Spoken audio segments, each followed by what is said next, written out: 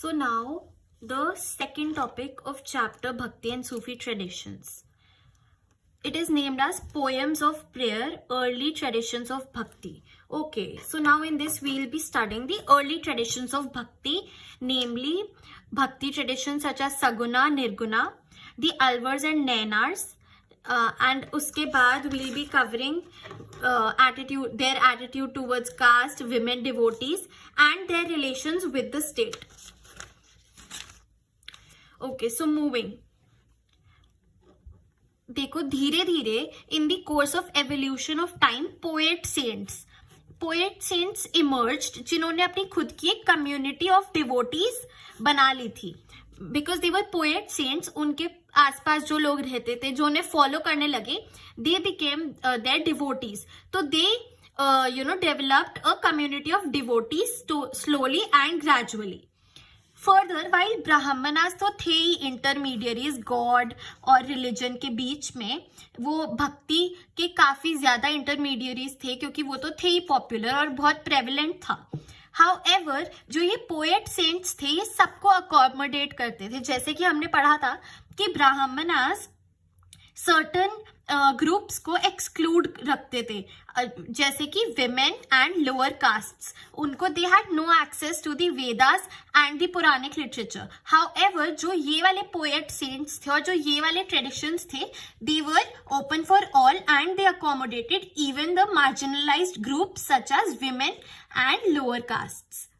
उसके बाद वही that is the main reason why these groups are remarkable in diversity. वो काफी डाइवर्स ग्रुप्स थे क्योंकि वो हर एक सेक्शन को इंक्लूड करते थे. After this, Bhakti traditions came to be classified into two forms. Number one, Saguna, and number two, Nirguna. So Saguna was a form with attributes, and Nirguna without any attributes. अब इस attributes का मतलब क्या है? Attributes यानी with form, with shape, ठीक है, यानी कि उसका एक लुक था. जैसे कि सगुना में वर्शिप ऑफ स्पेसिफिक डेटीज होता था. डेटीज आई टोल्ड यू मतलब स्ट्रक्चर ऑफ गॉड्स, ठीक है. तो जैसे कि शिव, विष्णु, उनके बाकी वाले इनकारनेशंस यानी कि उनके अवतार्स और goddesses, they were worshipped in anthropomorphic forms. Anthropomorphic मतलब कि जो उनके स्टैचूज होते हैं, विजिबल फॉर्म्स, स्टैचूज बना दिए उनके, ठीक है, उनकी हमने फोटो फ्रेम्स बना दी.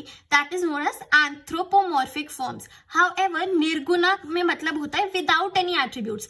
वर्शिप ऑफ गॉड तो होती है बट एब्स्ट्रैक्ट फॉर्म में. वो ये प्रीच करते हैं कि भगवान हर जगह है, उसकी कोई शक्ल या सूरत नहीं है. ही इज ओमनी प्रेजेंट, वो हर जगह प्रेजेंट है बट एब्स्ट्रैक्ट फॉर्म में ही, ठीक है. So this is the main difference between saguna and nirguna. Now, the second sub-point of this topic is the Alvars and Nainars. तो now we'll be studying about the Alvars and Nainars. ये थे कौन?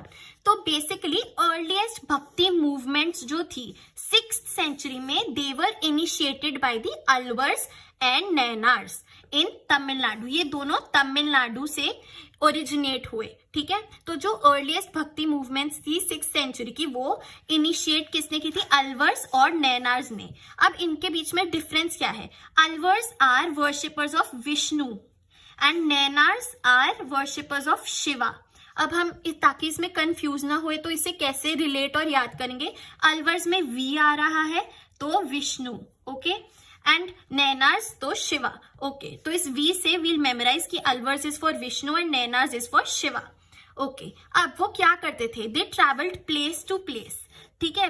वो अपना भक्ति मूवमेंट था उसको प्रीच करते थे, लोगों तक पहुंचाते थे. तो they travelled from place to place. अब जब वो वहां जाते थे तो वो सर्टेन जगहों पे श्राइन्स विजिट करते थे. श्राइन्स क्या होता है कि shrines is a holy place जहाँ मूर्ति होती है, ठीक है. और वो वहां पे लार्ज टेम्पल्स भी बिल्ड करते थे जहां जहां वो जाते थे, जो जो उनके मेन सर्टेन आइडेंटिफाइड श्राइन्स थे, स्टॉप्स थे, ठीक है. दे सैंग हिम्स इन तमिल, ठीक है. हिम्स यानी कि डिवोशनल सॉन्ग्स, वो तमिल भाषा में गाते हुए जाते थे जगह from place to place in praise of their god. जो ये हिम्स थी वो उनके गॉड की प्रेस, उनकी तारीफ में बनाई गई थी. Now we'll be studying the attitudes towards caste, कि क्या ये अलवर्स और नैनार्स भी कास्ट डिस्क्रिमिनेशन में मानते थे, क्या ये इनका क्या स्टैंड था उसमें. ओके, सो सबसे पहला पॉइंट इज कि Alvars and Nayanars were one of the most important communities and religious groups जिन्होंने इनिशिएट की थी मूवमेंट ऑफ प्रोटेस्ट. उन्होंने protest, they used to revolt against the caste system and the dominance of Brahmanas. तो वो reform लाना चाहते थे सोसाइटी में and they did not believe in caste system. Okay, now second thing, ये हमें कैसे दिखता है. इट इज प्रेविलेंट दिखता है हमें क्योंकि इंक्लूडेड ऑल कास्ट्स. जो उनकी कम्युनिटी थी, जो उनके फॉलोअर्स थे, वो ऑल कास्ट से बिलोंग करते थे, चाहे वो ब्राह्मणास हो, आर्टिजन्स हो, या चाहे शूद्रास जो कि अनटचेबल्स हैं वो हो. They all belong to this one community, one religious sect of Alvars and Nayanars. The third thing is कि हाँ, उनके लिए अपने ट्रेडिशंस बहुत इंपॉर्टेंट थे. वो अपने कॉम्पोजिशंस को वेदास से इक्वेट करते थे. वो कहते थे जितनी जरूरी 4 वेदास है ब्राह्मणास के लिए, उतने ही जरूरी हमारे लिए हमारी कॉम्पोजिशंस हैं. फॉर एग्जाम्पल, ये उनके कॉम्पोजिशन का नाम है नलाइरा दिव्या प्रबंधनम. इसको तमिल वेदा बोला जाता था. This was known as the Tamil वेदा.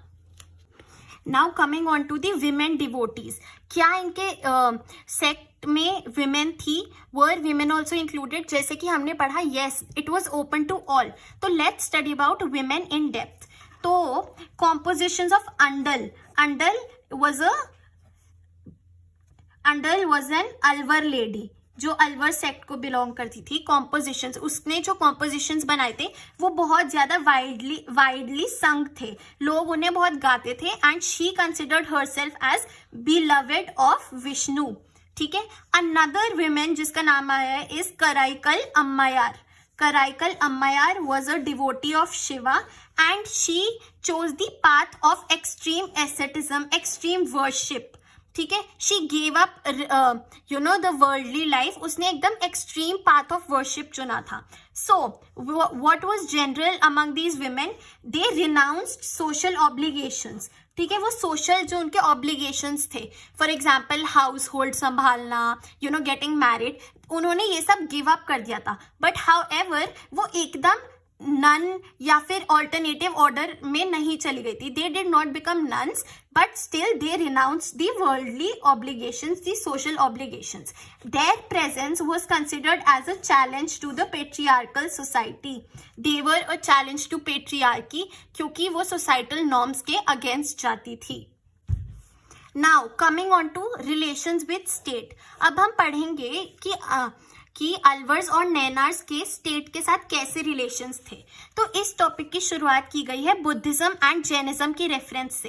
सो ये हिस्टोरियंस हैव फाउंड आउट कि बुद्धिज्म और जैनिज्म को काफी ज्यादा सपोर्ट मिलता था from merchant and artisan communities. So Buddhism and Jainism Drew support from merchant and artisan communities, जिनसे उन्हें ओकेजनल रॉयल पेट्रोनेज मिलता था. रॉयल पेट्रोनेज का मतलब क्या है? रॉयल यानी जो किंग दे, और पेट्रोनेज यानी इकोनॉमिकल सपोर्ट जो हमें एक अथॉरिटी से मिल रहा है, दैट इज पेट्रोनेज. ओके, तो Buddhism and Jainism they got this support. However Tamil bhakti hymns में ये बहुत अपोज किया गया है. दे अपोज्ड बुद्धिज्म एंड जैनिज्म, ठीक है. जो तमिल भक्ति हिम्स थी उनमें इट वाज अपोज्ड. ऐसा प्रॉबेबली हिस्टोरियंस हैव ड्रॉन कि ऐसा इसलिए होगा क्योंकि इनके बीच कंपटीशन रहता था कि किसको मिलेगी royal patronage. That is why Tamil bhakti hymns में उन्हें क्रिटिसाइज किया गया है. Now coming to Chola rulers. Chola rulers, तो Chola rulers existed from 9 to 13th century. They supported both brahmanas as well as the bhakti traditions. ठीक है, अब वो कैसे सपोर्ट करते थे? वो लैंड ग्रांट्स देते थे, ठीक है, यानी कि लैंड गिफ्ट करते थे, उन्हें कंस्ट्रक्ट करवाते थे temples. They helped in construction of temples. Okay, अब Chola rulers had a very very very important stand और हेल्प फॉर दीज ट्रेडिशंस. ठीक है, including most of the royal temples such as जो चिदम्बरम में है, थंजावुर में है, वो सारे चोला रूलर्स ने ही कंस्ट्रक्ट करवाया है. इवन शैवा ट्रेडिशन के लिए नटराज, जो नटराज की इमेज देखो, ये भी चोलाज ने ही उसी टाइम बनवाई थी. इसी टाइम जब ये टेम्पल्स बने तभी नटराज भी फेमस हुए थे. His scripture was introduced. उसके बाद both the Nainars and Alvars were admired by the Velela peasants. जो वेलेला peasants थे वो भी बहुत सपोर्ट करते थे, और रूलर्स तो चाहते थे कि उन्हें इन कम्युनिटीज इन रिलीजियस ट्रेडिशंस का सपोर्ट मिले. क्यों? क्योंकि उनका तो फायदा ही है, क्योंकि वो इससे सपोर्ट डिवाइन अथॉरिटी डिराइव करते थे, प्रोक्लेम पावर करते थे और अपना हाई स्टेटस दिखाते थे टेम्पल्स वगैरह बनवा के कि वी आर सुपीरियर, हम बहुत पावरफुल हैं और हम डिवाइनली ऑर्डेन्ड है, हमारे पास डिवाइन अथॉरिटी है. और क्या हेल्प करते थे rulers? Included singing Tamil शैवा hymns in temples. जो टेम्पल्स में हिम्स गाई जाती थी उसको भी रॉयल पेट्रोनेज से स्पॉन्सर करते थे किंग्स, और साथ ही साथ उनको कलेक्ट और ऑर्गेनाइज करवा के एक रिटन फॉर्म टेक्स्ट में वो अवेलेबल भी करवाते थे. So this is all about the relations with state. अब इसमें रिलेशंस विद स्टेट में स्टेट कौन है? Basically the king, the authority, जिनके पास अथॉरिटी है, that is the state. So हम इससे क्या डिराइव कर पा रहे हैं कि both the Alvars and Nayanars had good relations with the state. They were provided with royal patronage, जो कि ओकेजनल थी, और काफी ज्यादा सपोर्ट मिलता था उन्हें रूलर्स से for the rulers own benefit, because they proclaimed power, high status and divine authority. So this was it about this topic.